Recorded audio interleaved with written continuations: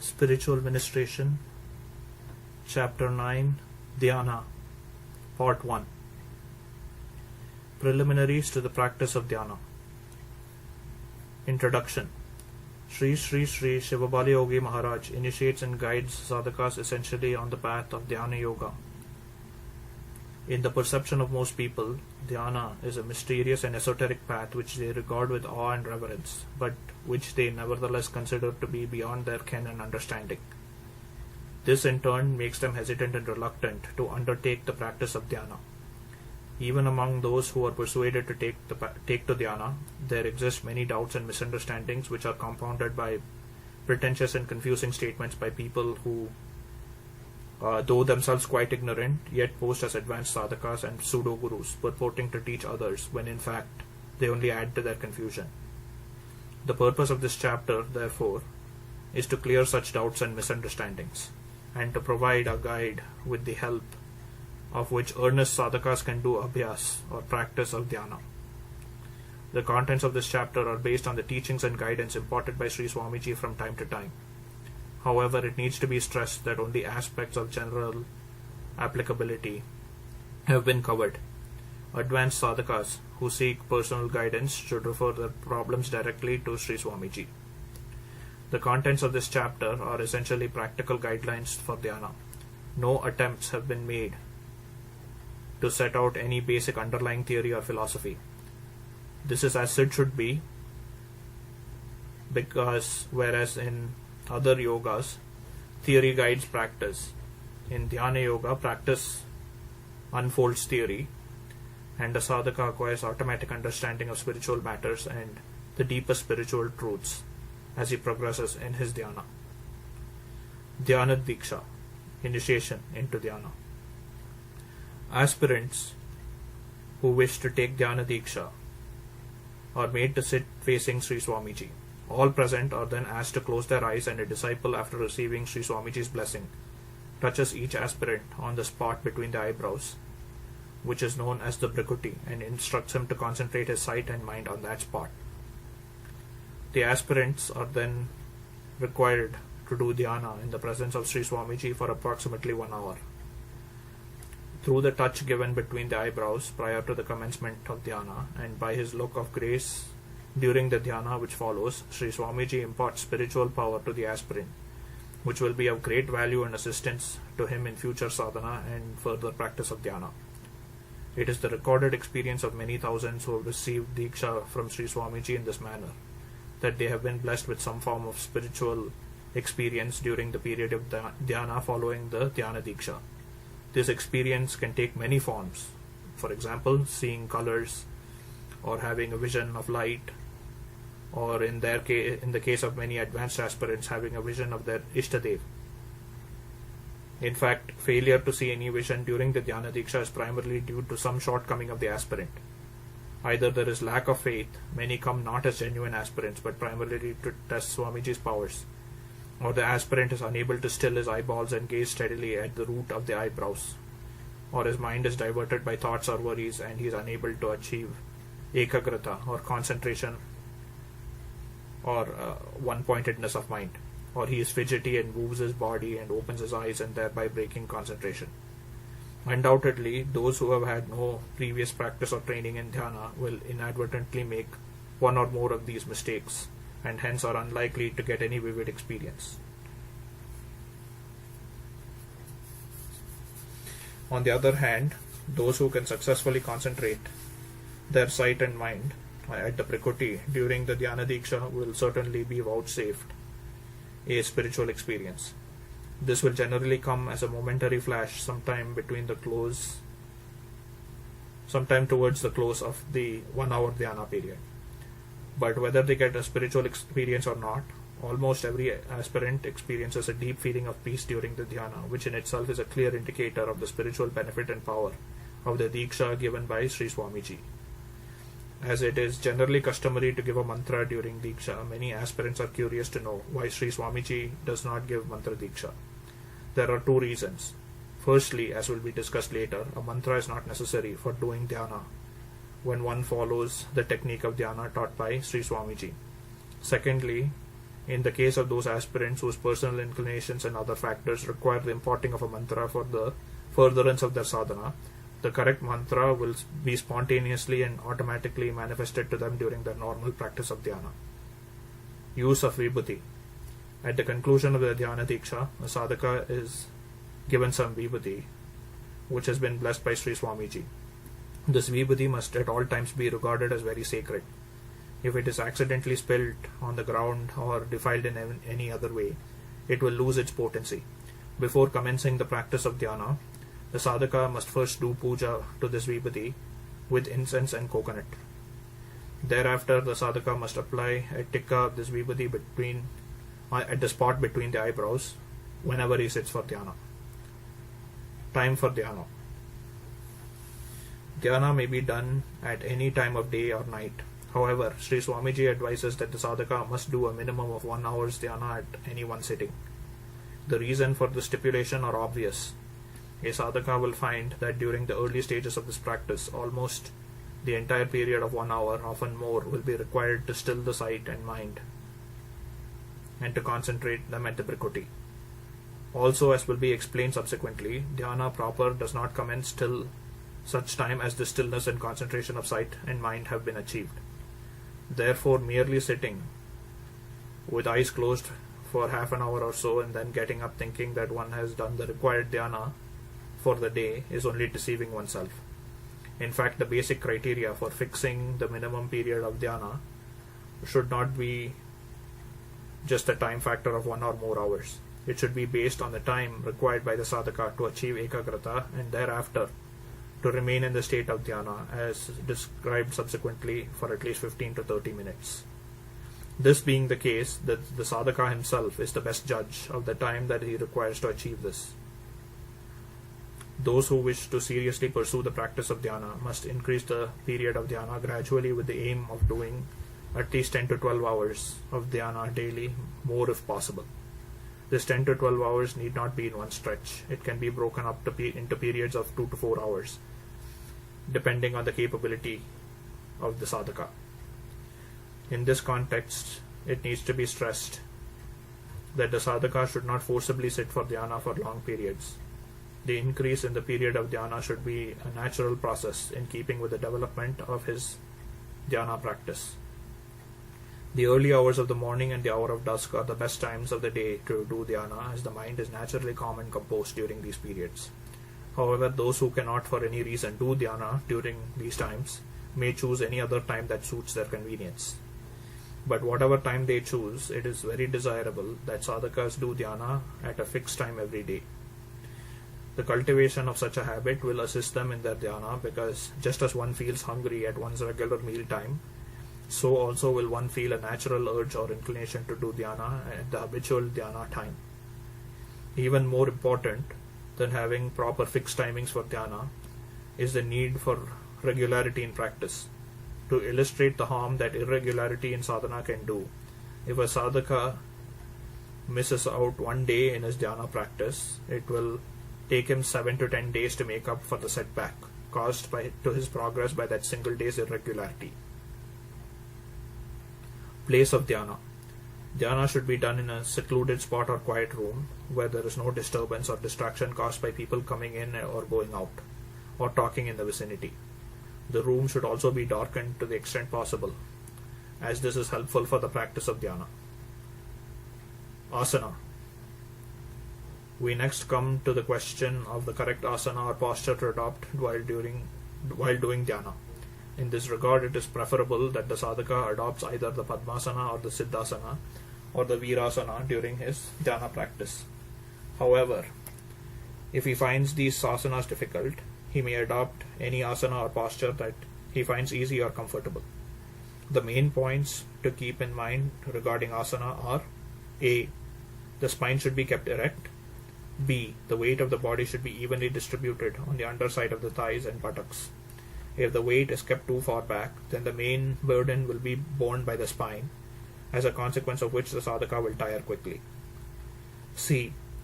The body must be completely relaxed and at ease. If any part of the body is kept artificially stretched and taut, this will lead to early tiring.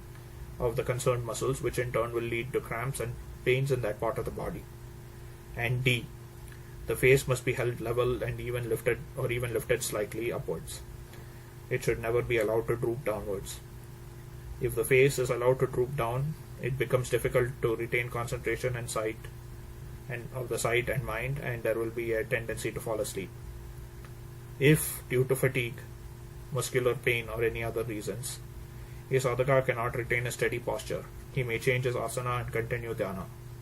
However, he must be careful not to break the concentration of his sight and mind at the Brikuti, particularly the sight, during the process of changing the asana.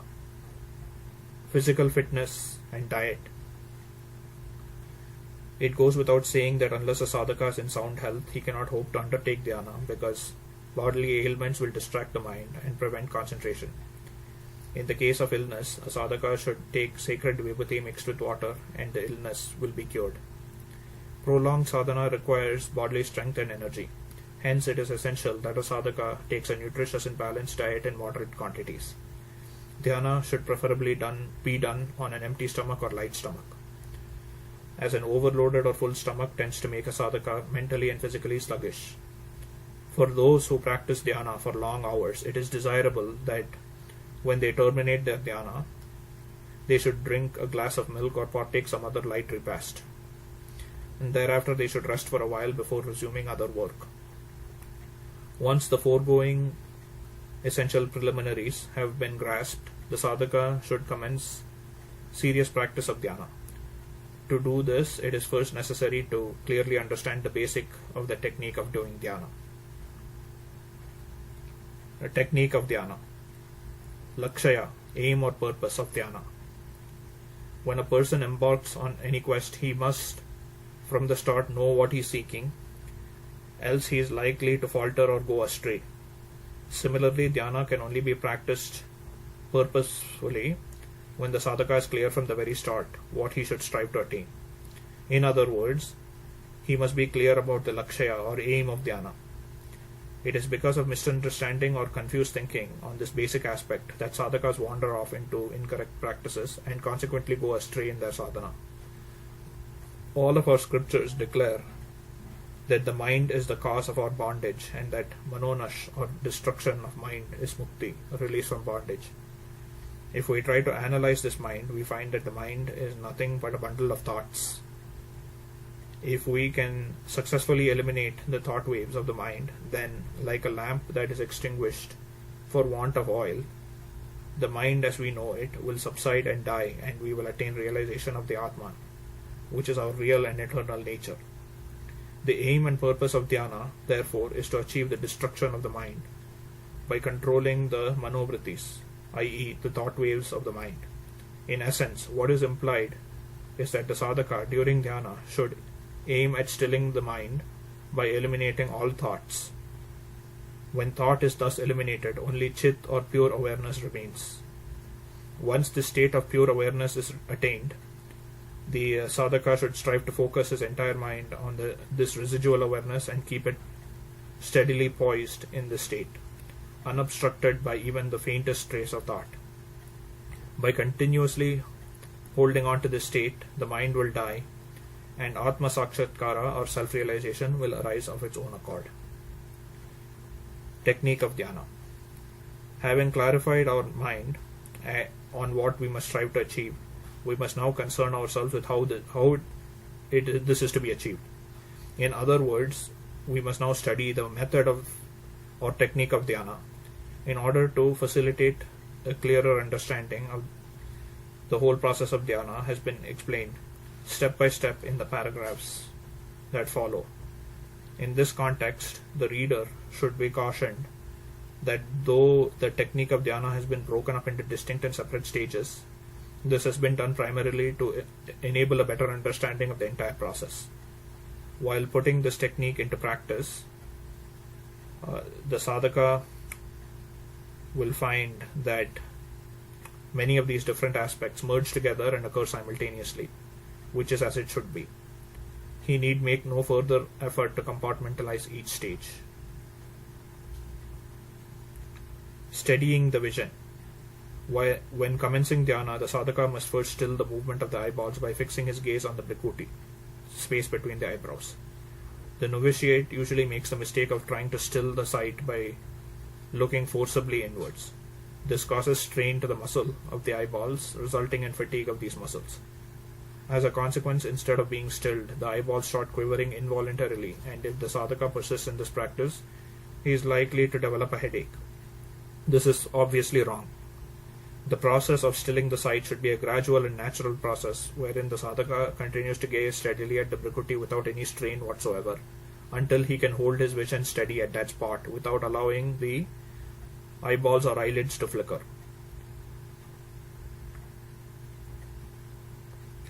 This is a very important preliminary, as unless the sadhaka has mastered this aspect, further progress in dhyana is not possible. Initially, the sadhaka may take 15 to 20 minutes to achieve the steadiness of vision. Later, if he continues practicing regularly, he will receive help in this stilling process by the development of the divine power given by Sri Swamiji during the initiation.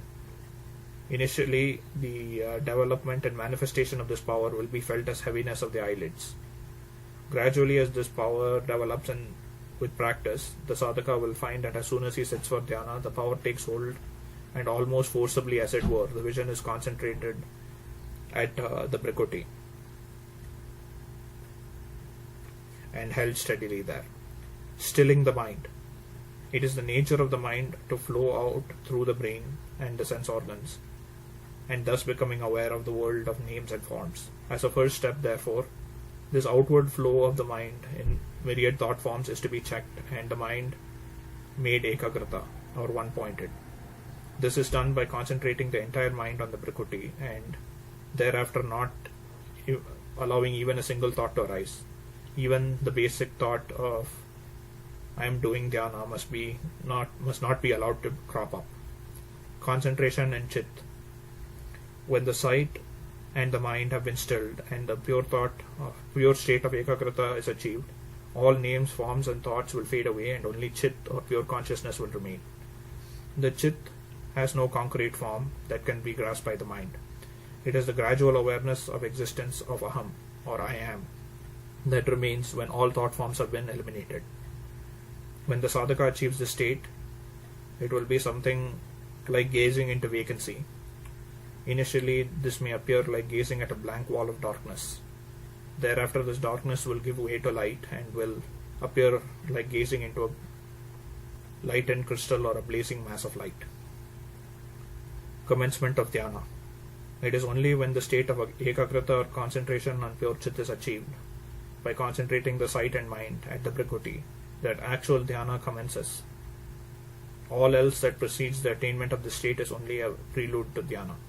This preliminary process and must not be mistaken for dhyana. Having attained the state of ekagrata on pure chit, the sadhaka must then attempt to retain that state unbroken by even a single thought wave. To put it into correct perspective, then, dhyana is the effort made by the sadhaka to continue to abide in the state of pure chit. The excellence of the practice of dhyana lies in not allowing even a single vritti or mental concept to disturb the state of pure awareness of being. Even the idea that he is doing dhyana should not be present in the mind. When the sadhaka thus attempts to keep his mind steady and poised on pure chit, various thought waves impelled by purva samskar or inherent tendencies will try to rise and disturb the even flow of his mind. The sadhaka must remain vigilant and alert, and as soon as each thought crops up, it must be gently brushed aside and the calm flow of the mind retained. The mind during dhyana should remain still and unflickering like a lamp in a windless place, and the calm flow of the mind should remain unbroken like a continuous flow of oil. The Guru's grace. The technique of dhyana described above is an attempt to explain step by step the process of dhyana.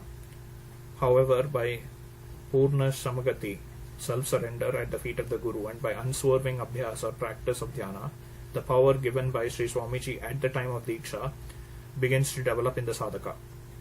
When that happens, he will find that the entire preliminary process leading to attainment of the state of dhyana is automatically accomplished by this power.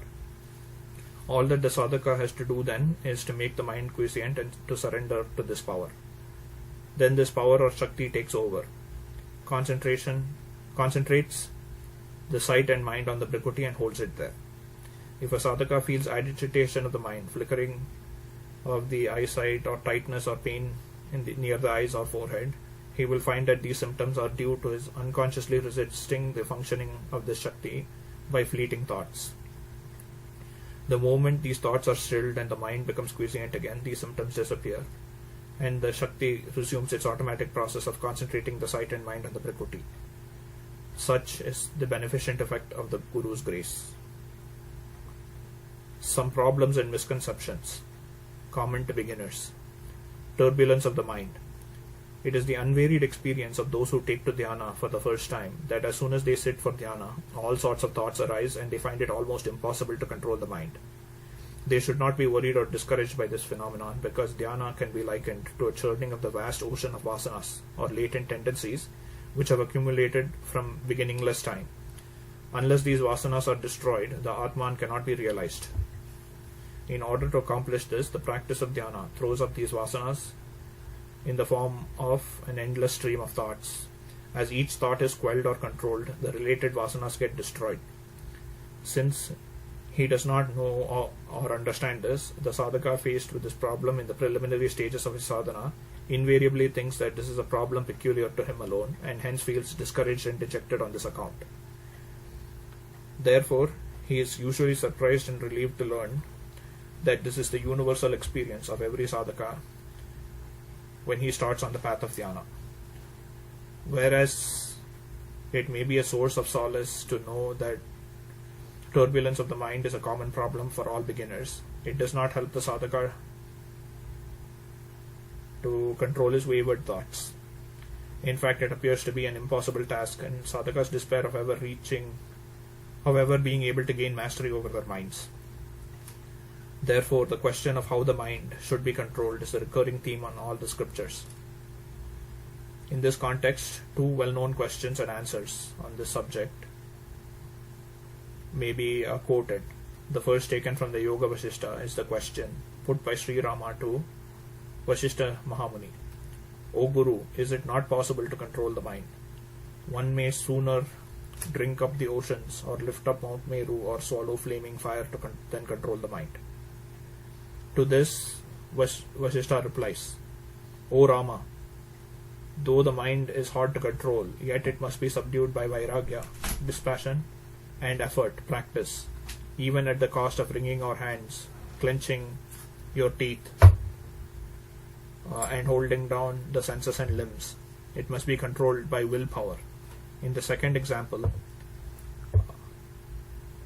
taken from the Bhagavad Gita, a similar question is put by Arjuna to Sri Krishna. Chanchalam hi manaha Krishna pramati balavad drishtam tasyaham nigraham manye vayoriva sudakshkaram. For Krishna, the mind is very unsteady, turbulent, tenacious and powerful, and therefore I consider it as difficult to control as the wind. Sri Krishna replies, Asamshayam mahabaho mano duni graham chalam abhyasena tu kaunteya vairagyena cha grihate. The mind is restless, no doubt, and difficult to subdue, Arjuna, but it can be brought under control by constant practice, abhyasa, and by exercising dispassion, vairagya. From the foregoing examples, it can be seen that even such great personages as Sri Rama and Arjuna were afflicted by turbulence and restlessness of mind, which should make it amply clear that it is a universal malady.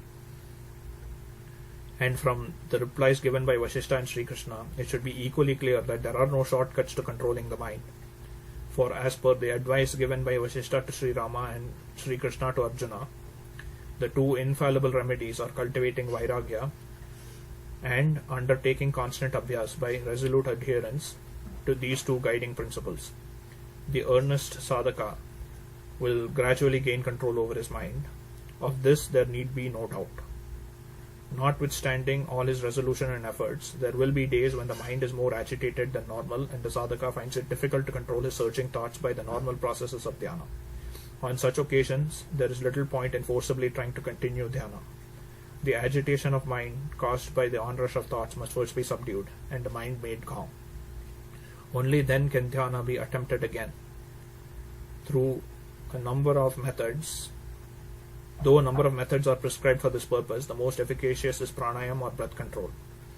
It is an infallible rule that when the mind is controlled, the breath is controlled, and conversely. When the breath is controlled, the mind becomes controlled.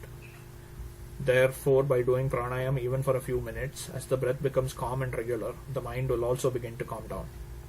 In this context, it is emphasized that only the simplest form of pranayam should be practiced for a period of 5 to 10 minutes only, and as soon as the mind becomes calm, pranayam should be discontinued and normal dhyana started. Otherwise, unless pranayam is done under the guidance of a qualified teacher, it can lead to harm.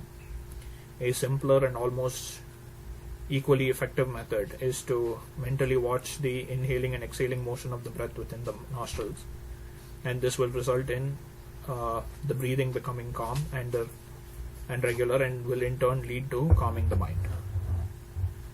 In spite of all his efforts to calm it, the mind still continues to be agitated. If in spite of his efforts to calm it, the mind still continues to be agitated, then the sadhaka should continue his dhyan, discontinue his dhyan and leave his seat and read some scriptural or other holy book, or listen to, or himself do bhajans and kirtan, or do mental japa. When the agitation of the mind subsides, then he should sit for dhyana again. Steadying the sight and concentrating the mind. The process of steadying the sight and concentrating the mind is often misunderstood and wrongly applied by beginners.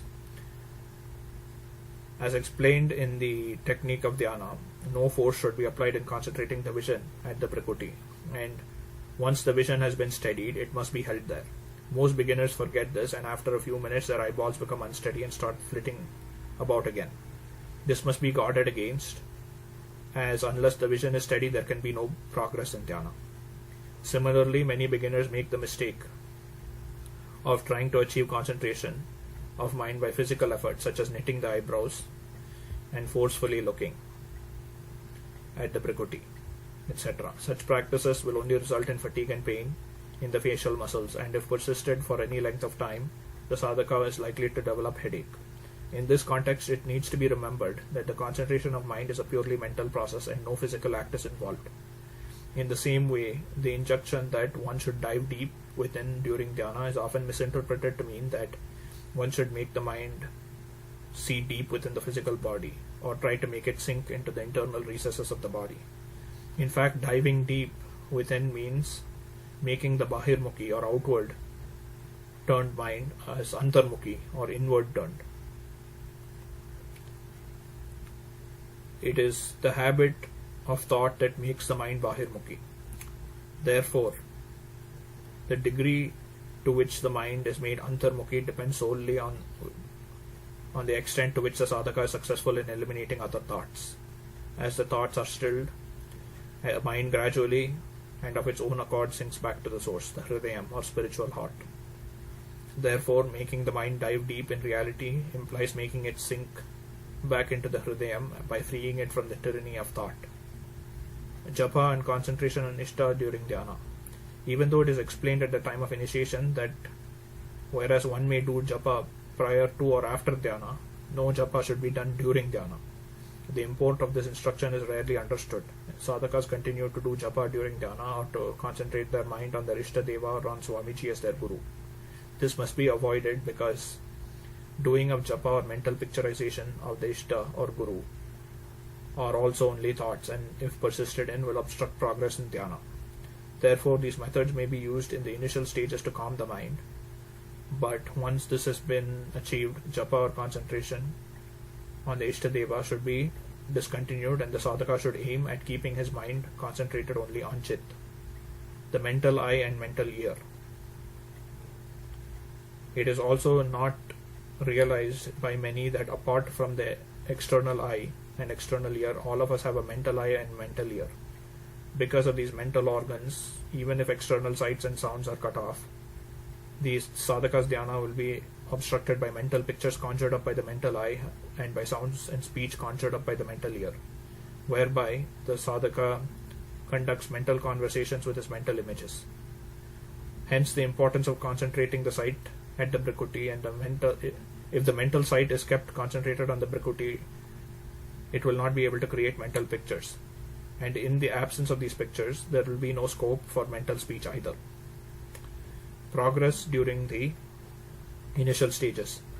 It will thus be seen that a sadhaka who sets out on the dhyana marg will be prone to make many mistakes and will have to face some initial hurdles.